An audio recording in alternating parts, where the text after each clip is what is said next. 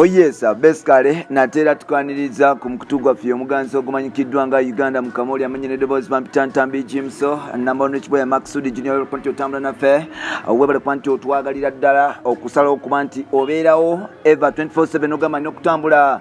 ne Jimso Ntambi Jimso mpola mpola olwono nofuna ebifa mu ggwanga lwasa agambye nti atava ku Nabatanzi afaawoza maali kati asaze okuba nti agikolera bawalabe buli kirungi asaze okuba nti agikolera nabe anti yakoleranga abakyala ebintu ebyettabbo naye era nga tebasiima abakyala bagira maaso n'okuba nti bamulekawo mpola mpola okumusuulawo nga tanyize na ku ttooke bulungi so omugaga Lwasa yasobodde okuba nti akola akabaga akakambwe wali ku Serena Hotel nga tugenda okuba nti tubituusaako ne vidiyo mpola mpola wano nno Lwasa yakoze ekintu ekyenjawulo omwana we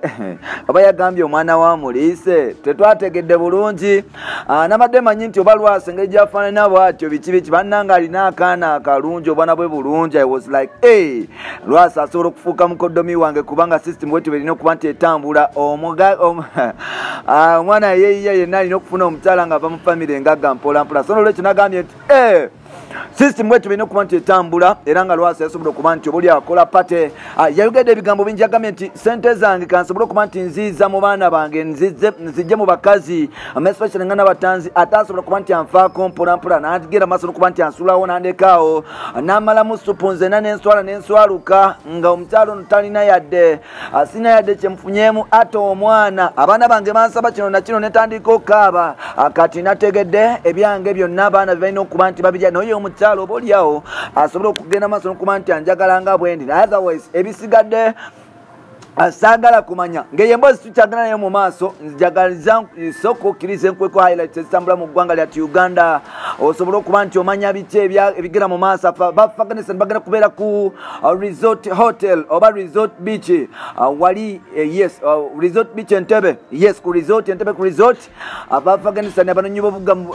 ab'obuddomu bagenda okuba nti babeera era nga twakitegeddeko nti bagenda kubaleta face by face so gwe yagala okuba nti yefunyeyo omukyala Omufaghanistan oba Omufagani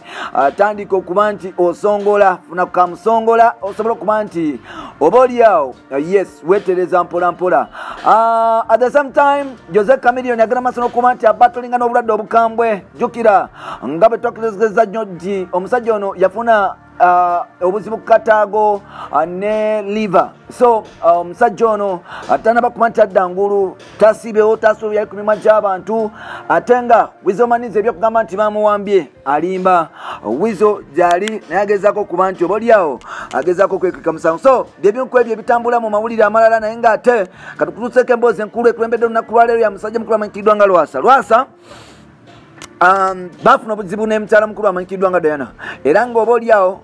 ebiseera ebisinga abadde akola ebintu ng'agezaako okulumya Diana Nabatanzi kya BBS Elfina ng'ebiseera ebisinga buli kyakola agezaako okuba nti amulumya amaze ebbanga ddene nnyo ng'amulumba ku TV ku radios ku mpapula z'amawulire ku blogs buli kimu ng'agezaako okuba nti abikola yagenda mu maaso n'okuba nti akola ebisinga byonna okumuwa emmotoka g'ettabu okumuwa akasente okumuwa buli kimu ekisinga obulungi okumuwa buli kitambula mu ggwanga naye ate omukyala yasobola okugenda maaso n'okuba nti amusuulawo n'amuleka mu bbanga era nga Lwasa yasobola okuba nti akwata ku bisubi bamuleka mu bbanga nabwe kityo omukyala n'agenda maaso n'okuba nti atambula musofa Lwasa yasoose naye kuva mu mutima n'agamba nti naye nkwata sente zange nenziwa omukyalo ono nkwata sente zange nenzisasula abamawulire okulumba omukyalo ono nkwata sente zange nenziwa abantu ab'enjawulo olwaba liawo banwanireko olutalo naye ng'ate luno olutalo terulina makulu ngenda kulaba nga buli ebyange bye bifa so n'asalawo n'akwata sente millions and millions of money n'akwata sente n'agenda ku Serena Hotel n'abukinga rooms n'akwata n'abukinga space anti gabadde mazalibwa ga muwala we mpola mpola bonna bwe yamaze okuba nti abikola n'atandika okusasanya sente yagambye nti nedda buli yabaddewo babadde bamwokya kizike buli nkugambye buli yabadde avaawo nezike era nga muwala we yasobola okuba nti asala keeki n'agabana n'abantu ab'okukyalo naye wabula it was too funny muwala wa Lwasa bwe yakutte keeki n'alisa taata we I was like oba bano ennono bagivaako babafuuka bazungu but it is okay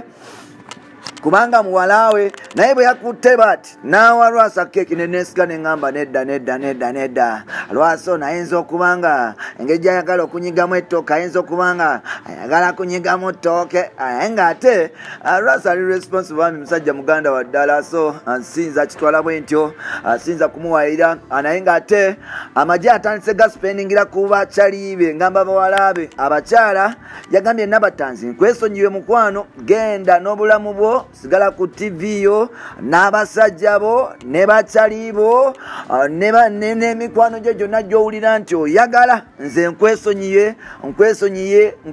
kino nkikulagawa nti Angel yafunye advantage family ya Lwasa yafunye advantage oba oli abasajja abakyala babadde bali ennyo sente za Lwasa kati abaana n'abakyala aba Lwasa officially bagenda maaso n'okuba nti beeyagala byebinku ebyo bitambula mu ggwanga lyattu Uganda ku makya ga leero mwebale kuba nti mutambula naffe ebbanga lyonna tubaagala nnyo bampita Ntambi Jimso number one boy Maxudi Junior azikiriza nkomye wano olunaku lwa leero ate nkuleetera ebirala tusobole okuba nti tutambula ffenna mpola bye for now.